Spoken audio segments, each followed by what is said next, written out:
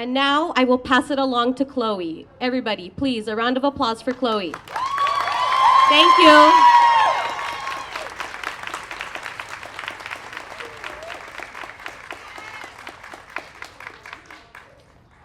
Okay. First off, I want to thank you all for coming. Thank you to Planned Parenthood, the YWCA, Wenatchee Pride, NCW Democrats, and all other organizations involved in making this possible. Thank you for the amazing group of people who helped me organize this. I wouldn't have been able to do this without you. Also, thank you for all the speakers and everyone who is helping share stories. I commend you because this is a really brave thing to do.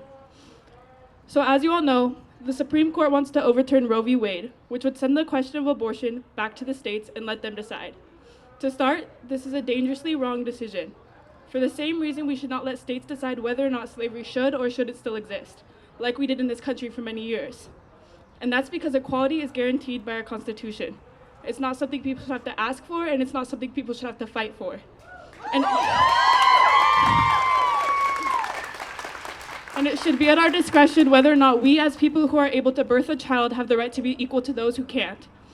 And yes, this is about equality, because despite the fact that we engage in the same act to create a pregnancy, we are the only ones who would be subject to a broad range of health risks and often detrimental economic consequences.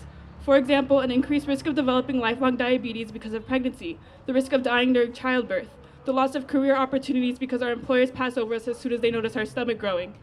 There's also a proven loss of income for every child we have, including a significant loss in lifetime earnings if we are forced to have our first child before the age of 30.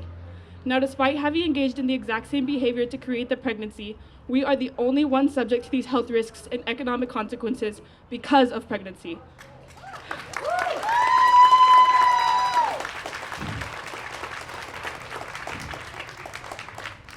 If the government really cared about lives, they would prioritize ours. They would prioritize the low-income families. They would prioritize young mothers. They would prioritize the homeless. They would prioritize the thousands of kids in foster care. They would prioritize the missing Indigenous women. They would prioritize preventing school shootings. They don't care about life. They care about money and control. They have disadvantaged us because of our sex. The bodies we've been born with are being turned into incubators. Roe v. Wade affects so much more than abortions if overturned, though. We would lose the right to privacy on our healthcare records, and it would go as deep as to every miscarriage and abortion being investigated. Young girls will be forced to carry felons and rapist babies.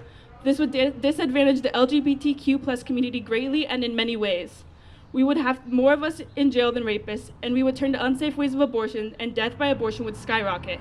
I ask you all to educate yourself on this and why we are fighting so hard to keep it. It's the only law that protects our healthcare rights, and it's about to be done away with. Luckily for us, Washington has protected abortion rights. But so far, there are 13 states that would ban abortion immediately and 23 that would more than likely in the coming year. That's more than half of the US. We need to fight for them. They deserve these rights just as much as we do, just as much as I did. I was adopted when I was a baby, and my adoptive parents weren't always the greatest, but I definitely had it better than most adopted kids. At the same time, I can't stand when people say that we can just put it up for adoption because I've seen firsthand the mistakes adoptions can have. When I was 17, I found out I was pregnant.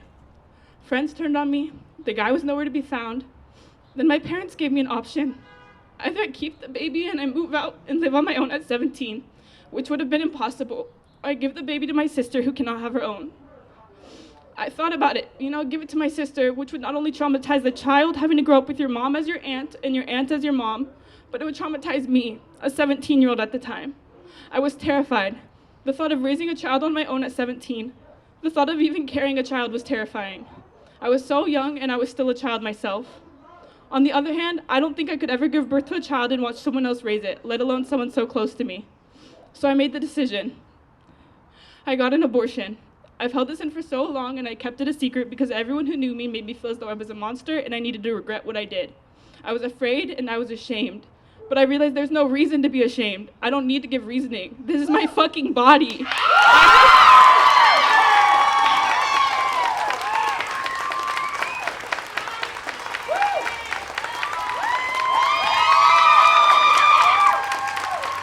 I have the right to make decisions about my body, and I'm glad I did. I'm sick of the stigma that we should feel shame for making decisions about our own bodies. No more fear, no more feeling shame. This is a very normal thing. Abortions happen everywhere. Your neighbor could have one, your best friend could, your sister could, your mother could, your daughter could, anyone you know could. Abortions are health care. We should not feel ashamed or afraid. We should not feel the need to want to bring a child into this messed up world.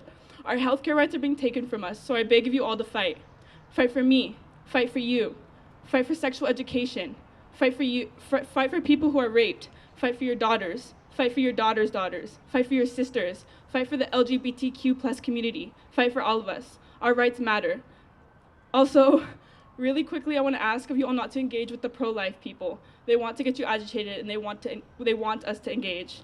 So please don't engage. Lastly, you're gonna hear from more abortion stories shared to help you gain insight on how real and common abortions are. Thank you to everyone who shared stories on our link, and thank you to the speakers willing to be a voice for them.